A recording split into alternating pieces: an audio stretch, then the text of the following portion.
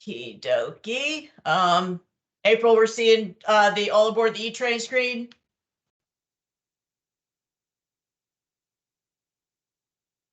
April? Yes. Okay. Yeah, I'm sorry. I'm shaking my head. You couldn't hear it rattle, could you? Yeah, no, that's what we're seeing. and you know, it's like the picture just went in and out. It just came on just this minute. Your picture came Sorry, back on. yes, that's what I say. Cool. All aboard the E-train. Okay, fantastic. Thank you. All right, so this is the final session of all this. Thank you all for bearing with us over the weeks. Just a reminder, after this, after I get this loaded up and everything, I will turn the quote unquote the exam on in Easy LMS. It's just 40 items, multiple choice. It really should not be difficult. You know, obviously you're taking it on your own, so it's open book, open your neighbor, whatever it is, you know, call a friend to get through it. But you know, you've got all your materials, everything is loaded into Smartsheet. And I also loaded in Smartsheet today, actually on row 107, the guidance manual that has just the E items. Okay, so if you're looking for just that, you know, limited resource, that is in there as well. So you'll be fine. Like I said, no one's going to get fired over this.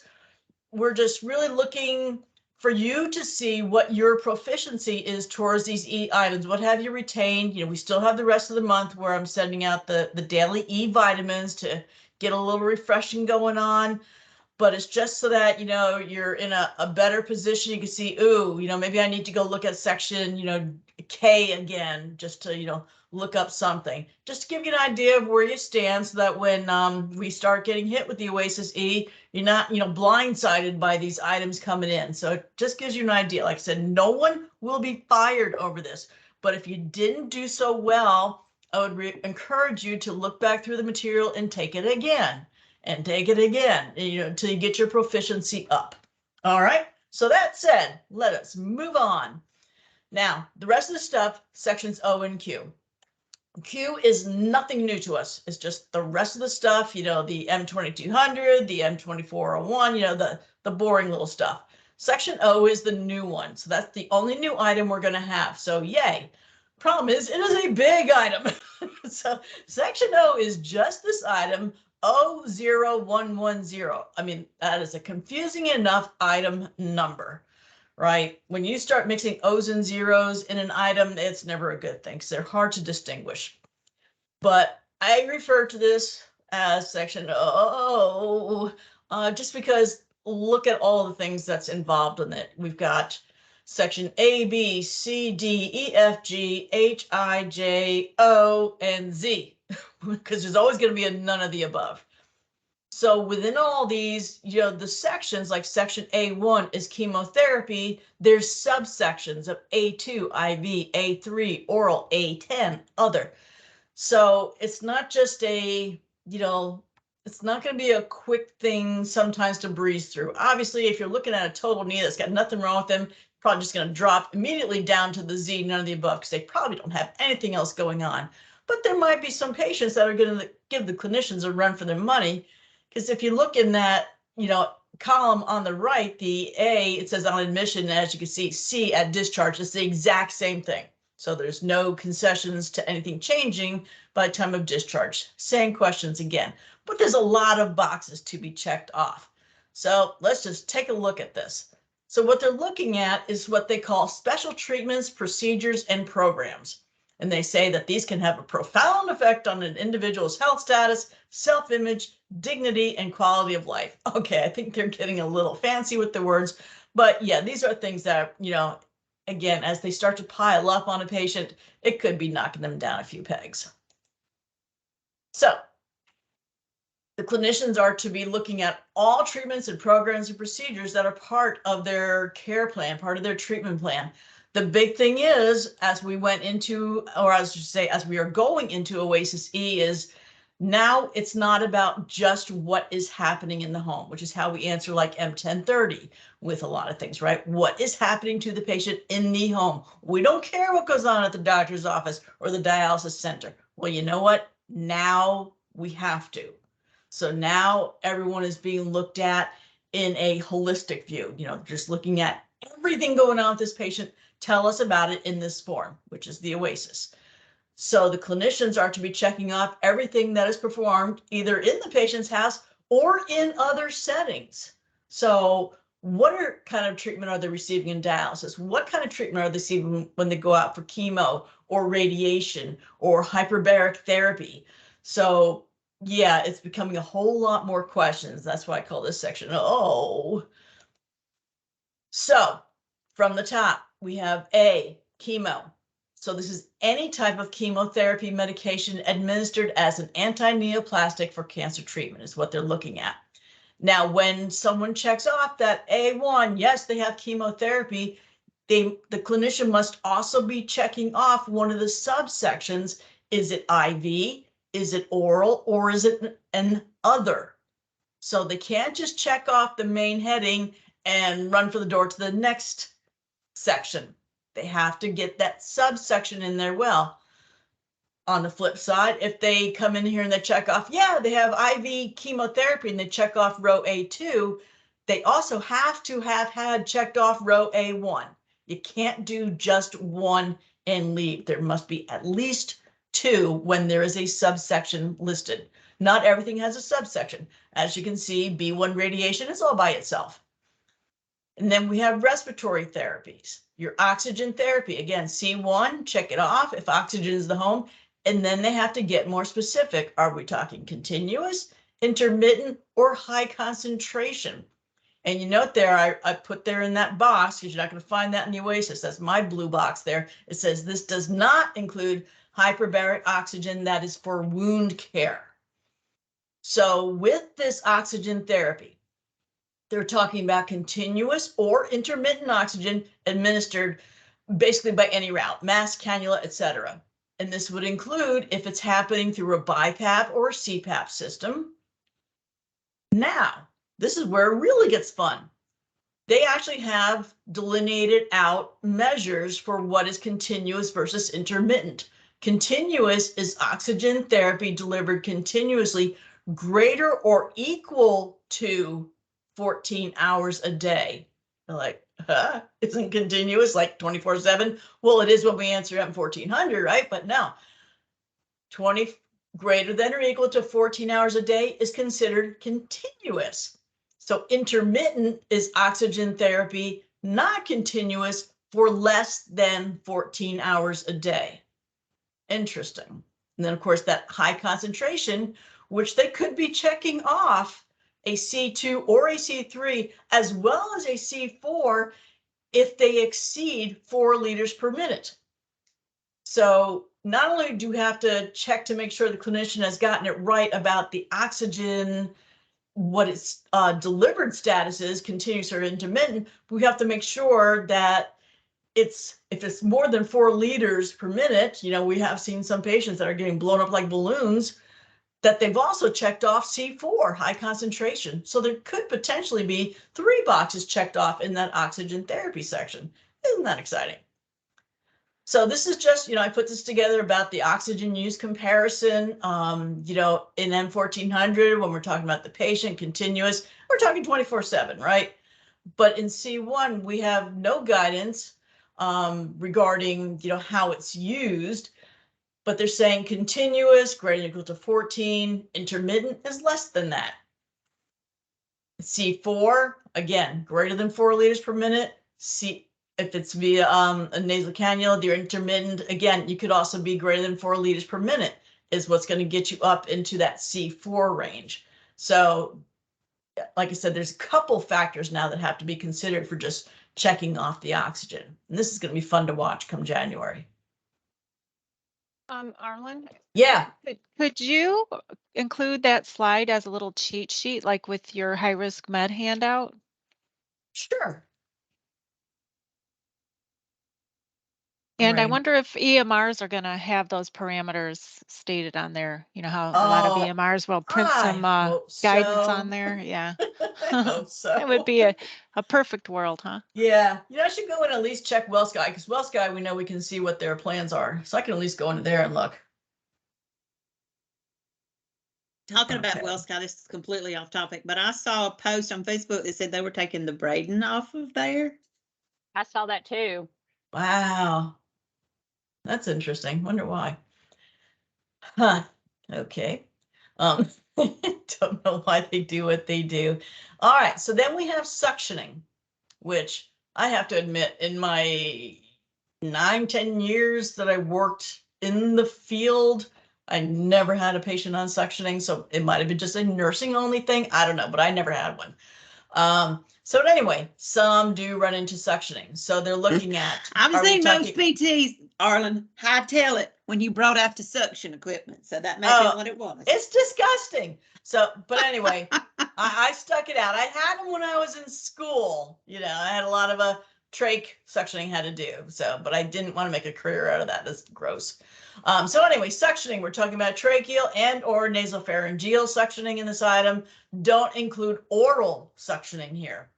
So that's just to make sure that the clinician has marked off the right thing. Item E is for trach care. This is for cleansing of the trach and or the cannula. This item may be coded. It says if the patient performs their own trach care. So it doesn't matter who's doing it. It's just that it is happening. That's all that matters. Item F is an invasive mechanical vent.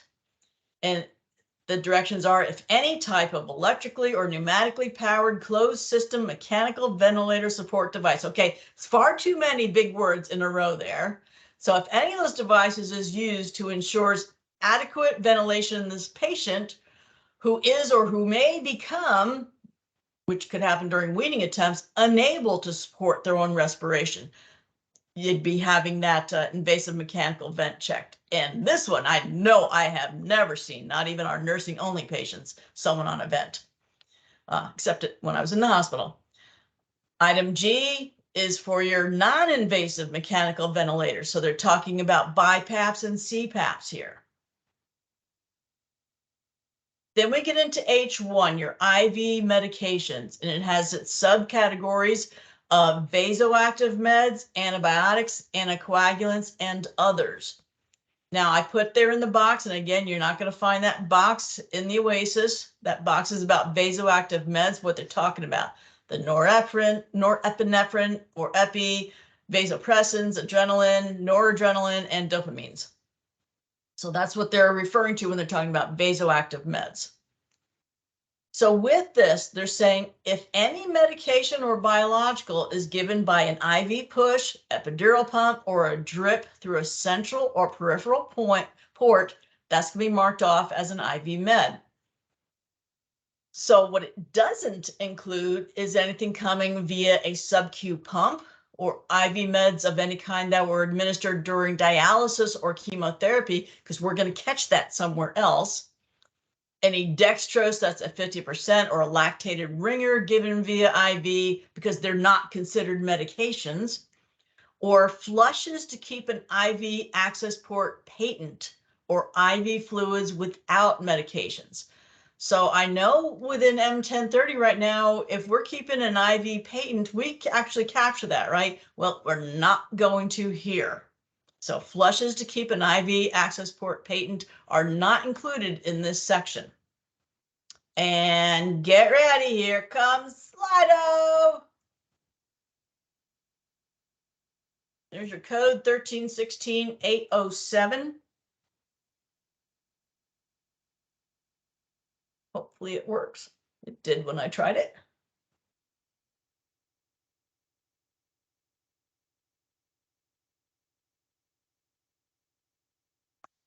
I believe there's at least 2 in this deck.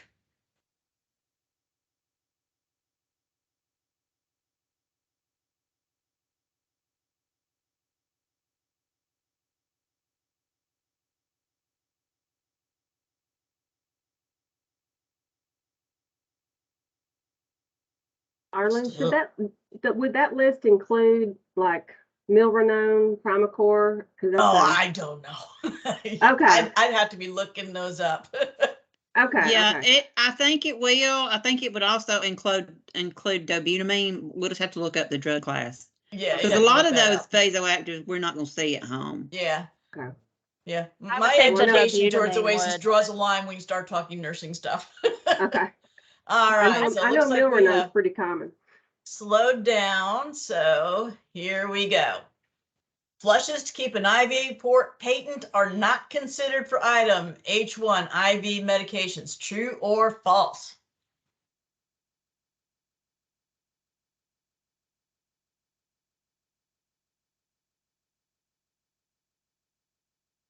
See who's got the fast fingers today. Got about 8 more to go.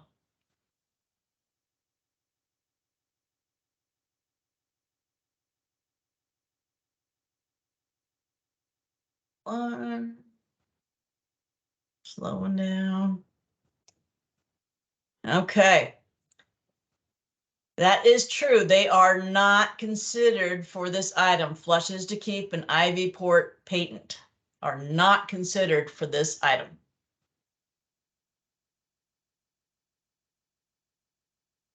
Hey, Arlen, what's the other under the IV meds? If you said it, I didn't hear it. I probably didn't say it.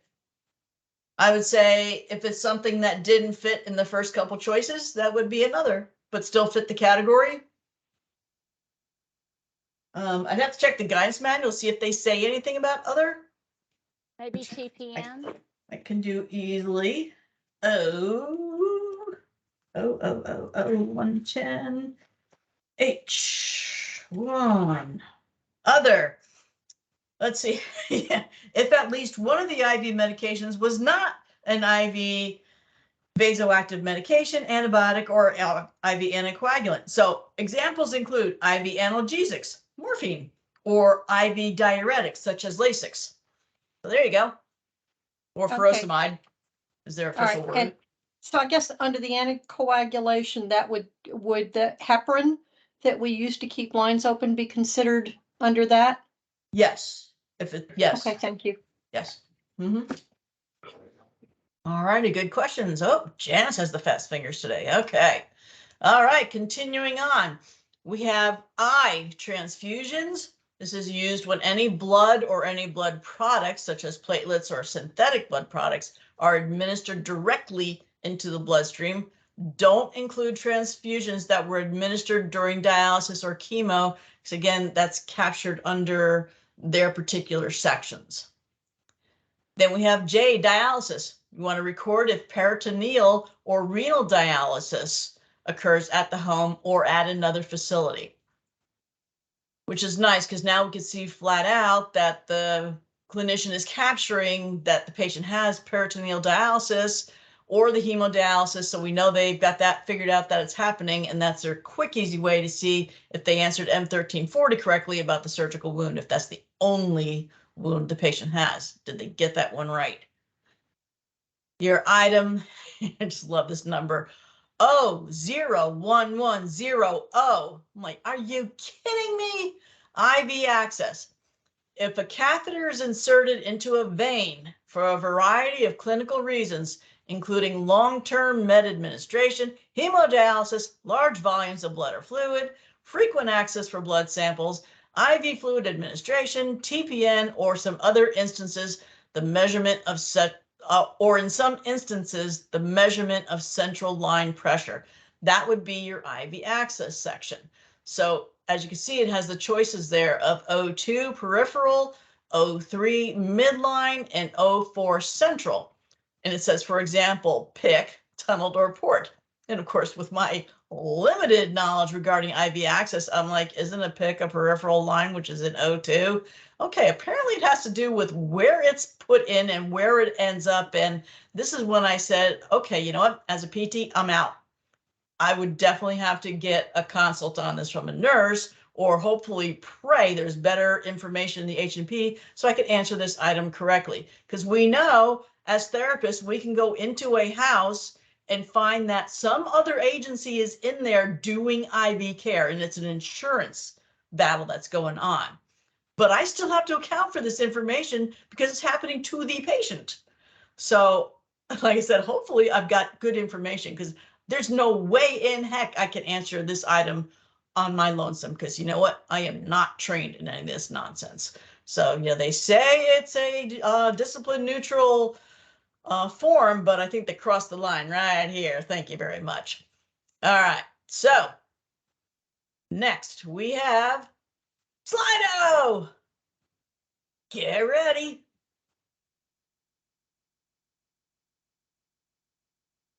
Question is, the medical record indicates the patient attends outpatient IV chemotherapy sessions. The clinician checks only, and I put that word in and didn't make it to this, but I put that word in. She checks only item A2, IV chemotherapy. Is this correct? Yes or no? You have a 50-50 shot of getting it right.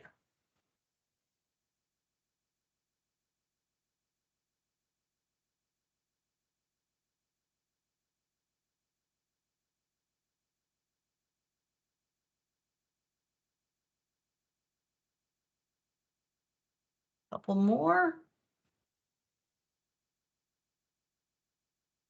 Wrong mouse. That's why the slide won't move. Okay. Oh, we've got a split going on here. Okay, so it might be a little hard to answer, and I appreciate that, without having other references in front of you. So when I said that she only checks row A2, I was trying to give it away a little bit there. So anytime you're checking something from a subsection, which you'll know because it's greater than an A1 or a B1 or C1. So A2 means that we've checked a subsection item. You have to also have checked the section item A1 as well. So yeah, sorry, poorly worded on my part. I'm sure all of you that said yes, that's exactly what you were thinking, that you knew that, but I'm going to give this one to me as a poorly worded, but I just want to be sure everyone understands that you can't have just a subsection item checked off. That section has to be checked as well. So this should have been A1 and A2 would both be checked. My bad. I'll own that one.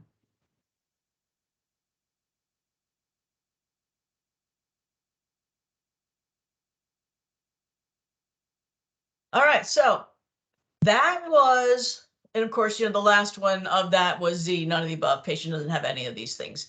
So as you can see, the clinicians are probably not going to have a whole lot of world of fun doing that item if they have someone that's, pretty involved or, has a lot of things going on. So everyone's going to be fighting for those total knees and total hips to come through.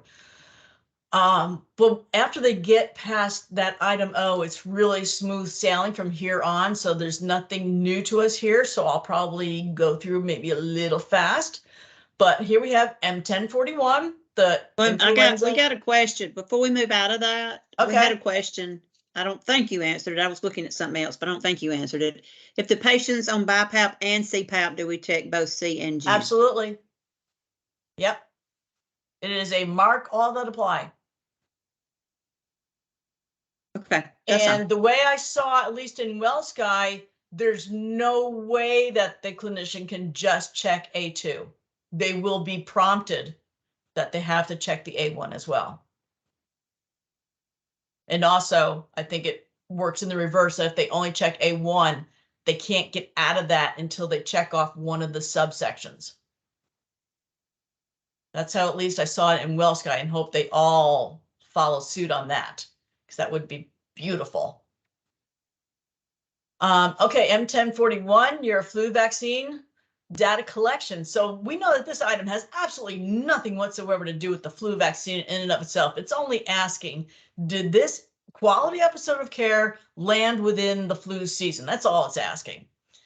So do you have dates that enter between October 1st and March 31st? If you don't, it's a no, move on. If you do, it's a yes, and it takes you to this question.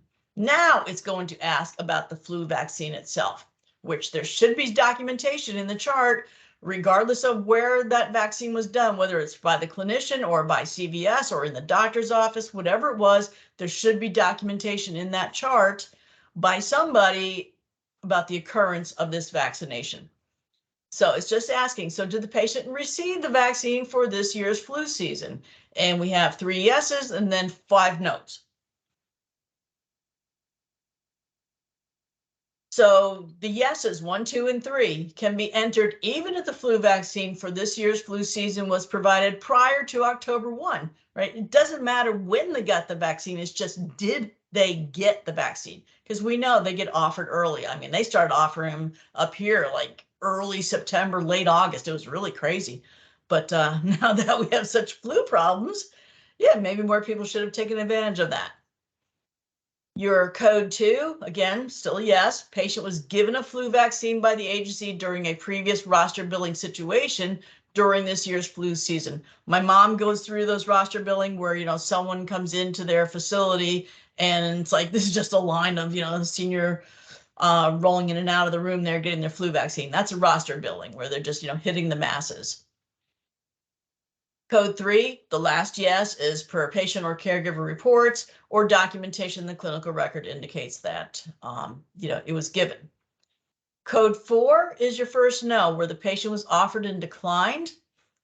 So either the patient could be telling you that, or their healthcare proxy could be telling you that, or someone with the power of attorney could be refusing it, whatever the situation is, doesn't matter. It's just that it was offered and declined. And it doesn't matter who did the offering, right? It could be the agency nurse is offering to give the flu vaccine, or my doctor offered and I declined it. All that matters is someone offered it and they declined. And that's what code 4 would be.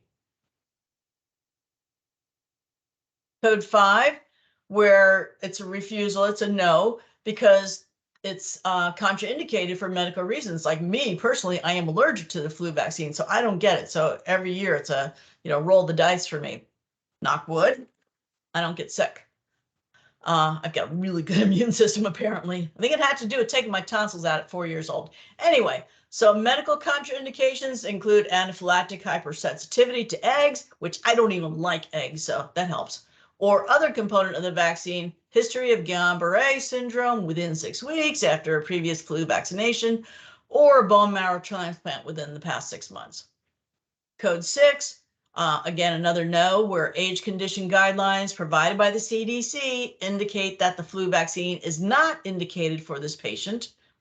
Code 7, where it says inability to obtain the vaccine due to declared shortage. That is a CDC declared shortage, not the doctor can't get their hands on it or CVS ran out, anything like that. So where the CDC flat out declares there is a shortage of the vaccine. And the last no is code 8, where the patient didn't receive it due to other reasons.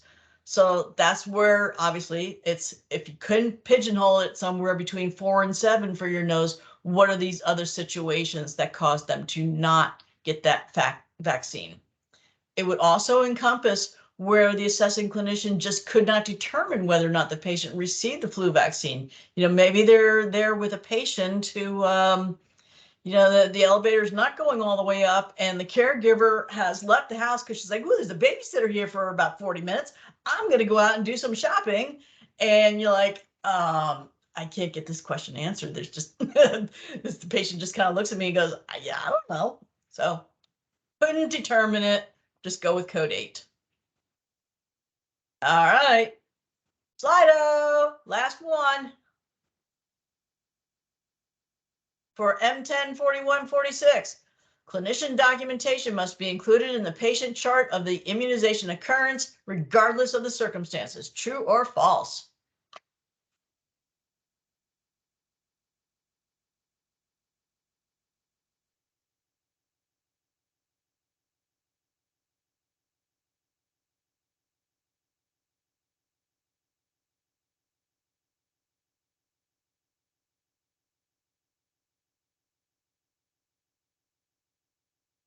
Six more to get in.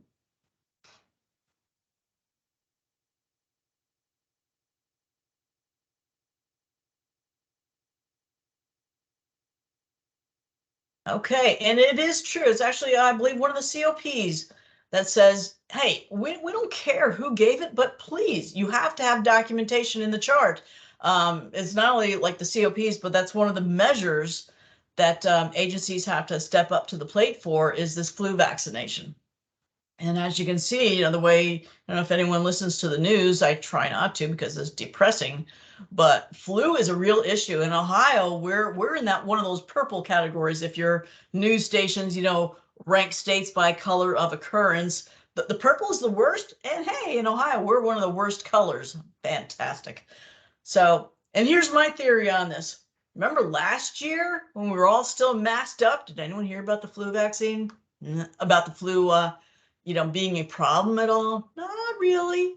Not really. Now we've got hospitalizations and everyone's sick and this, that, and everything else. And interesting. So needless to say, when I go out in public, I've got my mask back on. I think there's a correlation there.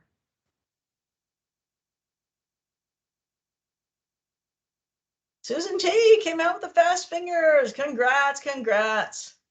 All right, M2200 for whatever reason is still in here, right?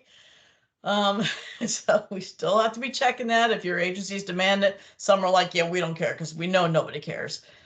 So M2200 is still there. M2401, the intervention synopsis still exists, but as you notice, it starts with row B. So what happened to A, the diabetic foot care? It is gone from OASIS E. Anytime something comes out that's been a measure and it is removed from the OASIS, it's generally because the measure has topped out, which means CMS cannot get any more meaningful information out of it because everyone that was supposed to be doing diabetic foot care has been doing diabetic foot care. So when they're getting consistently 100% reporting on everything, it becomes a meaningless measure for them. They're like, okay, everyone's got this. There's no reason for us to track this anymore, which means everything's still remaining.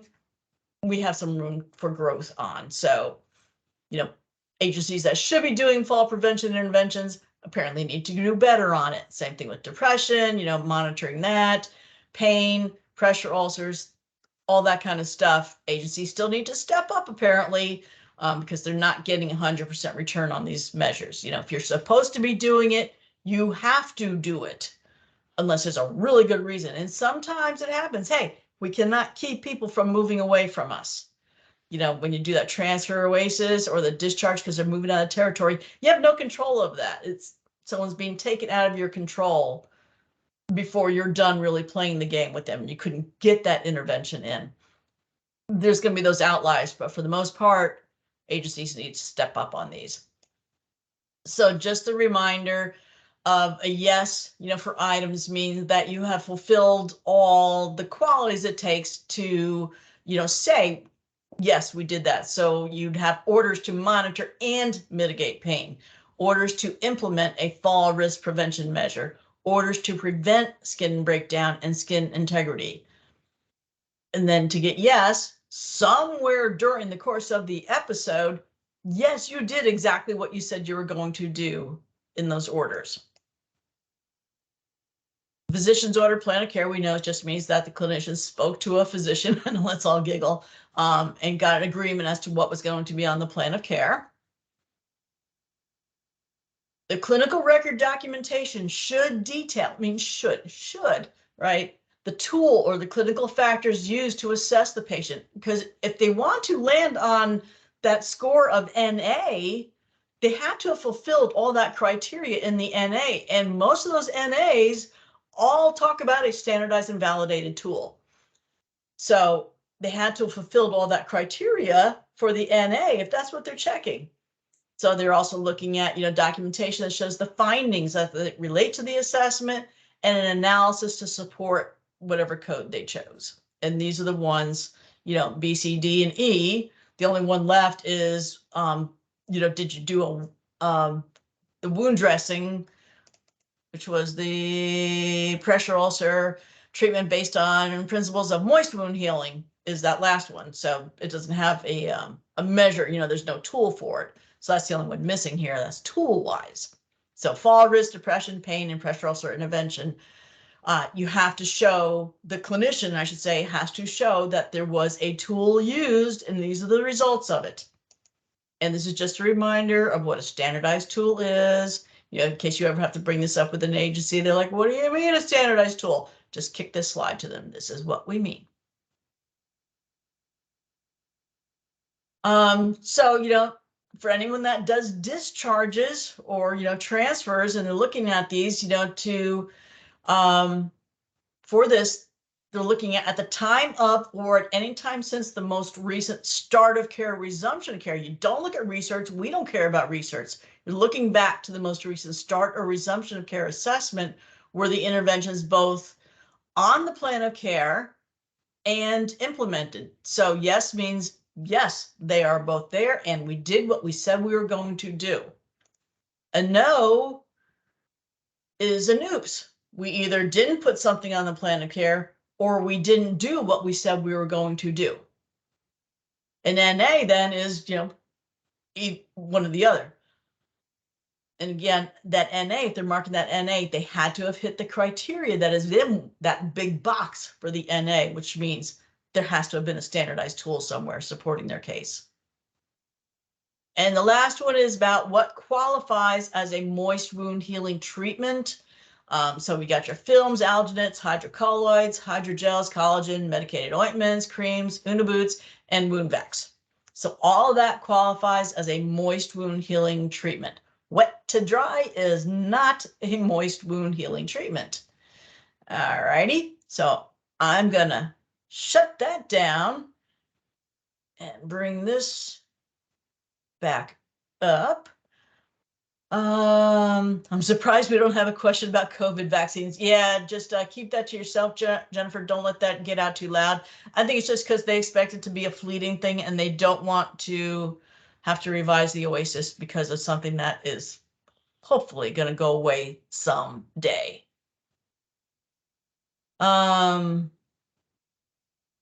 Yeah, Lindsay was just agreeing with that. Yeah, everyone would agree that we're surprised it doesn't. And someone wrote a chapter and verse. That'd be Pam online. Yeah, it's probably, she's probably right. Hey, That'd be good. I Just copy pasted it. I did not yeah, write the it. type of catheter doesn't necessarily determine the insertion. It's just good info to have. It's in a Q&A and it spells out what the difference is between a Mhm. central line and a peripheral. So you just put those. Right. No, I'm just saying, but veins to on look there. at something, to look at it. Oh, I don't- no. Yeah. Well, to you look can at look it, at I don't it. know. That's why I said I better have good documentation as to what it actually is in order to fill it out. But to just look at it, I'd be like, I don't know, something Okay, sticking in the nurses. arm with tape over it. I don't know. Yeah. Well, if it's in the arm, it's like a break, right? Can't you tell by looking at it? Normally, if they're in the Nurses? arm, they're either going to be a pick or a midline, and it's going to sit Mhm. above the superior vena cava. It's not going to be in it. But that being said, I don't Yeah. know. Yeah. I hadn't been in the field for a while, so I don't know what new Yeah. As I said, hopefully the innovative documentation is things going they to do. step up to help answering that item. Yeah. Well, and typically a peripheral is elbow down, and it's what you would see if you went in the ER, or you're in the hospital and they've got IV fluids going. I don't. Someone's gonna start. April, you're gonna sing an ABC song? What? No. Well, when you was going through that long one, you said section A, B, C, and you just kept That's going. I how. started to sing along. CD. Yeah, I get it.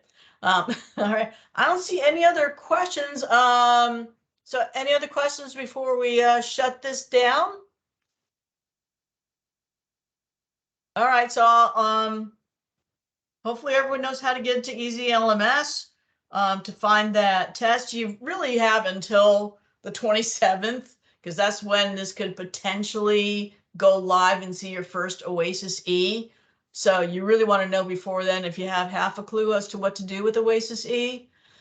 But yeah, any questions at all? You're taking the test and you just, something's not clicking, or did I do something wrong on the test? Could happen, but I think it's been pretty well vetted at this point. Just reach out. Smartsheet has all of these presentations just in the presentation form. The recorded versions are all in the Easy LMS in the How to Succeed as a Reviewer section. That's where all the stuff goes that I drop. In monitoring the Facebook post on all the code and stuff, there's still a lot of confusion about which version you're going to do. So I think that may be one of the bigger things that we find, that people have done the wrong version because they don't understand that it's not the start of care date or when they did the visit date, it's the Moon 90 date. But again, the EMR should really stop that in its tracks. I say should. The minute that they enter Moon 90 date of January 1, they should be alerted that, or not alerted if they're already in E, but if they entered that Moon 90 day of January 1 or later before January 1, they should be alerted that this was supposed to be an OASIS E, not a D1. Hopefully they will. I know last time like we I say, had multiple hopefully they will. EMRs. Yeah, but we'll last see time what we went from, I don't remember what we went from Yeah. one to another version. We Yeah. had multiple EMRs that did not trigger. Right, and that's the problem. I say hopefully, but one never knows what some of these are, Right. figuring out. I'm hoping that the bulk of the big boys have it figured out, and it's all those little ones that are, little mom and pop EMRs that. But yeah, and that's something, like I said, when the 27th comes, I will be sending out a daily watch out for this Moon 90 date. Watch out, watch out, watch out. Will we be sent forefront in all info our on the minds. test and how to access? I mean, you should have gotten that, back in August from Janan, the invite, because I know when I go into the Easy LMS, I see everyone is listed as having access. I do not know how to access it from your side because I come in on the admin level. So if anyone here knows how to get into it as a employee, I would appreciate that information being sent to me because I have no idea. I come in a totally different way.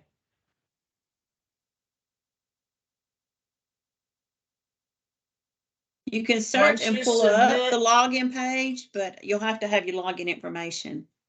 Yeah, like I said, those invites went out back in August. Once you submit and complete the test, do we have our results right then? Yes.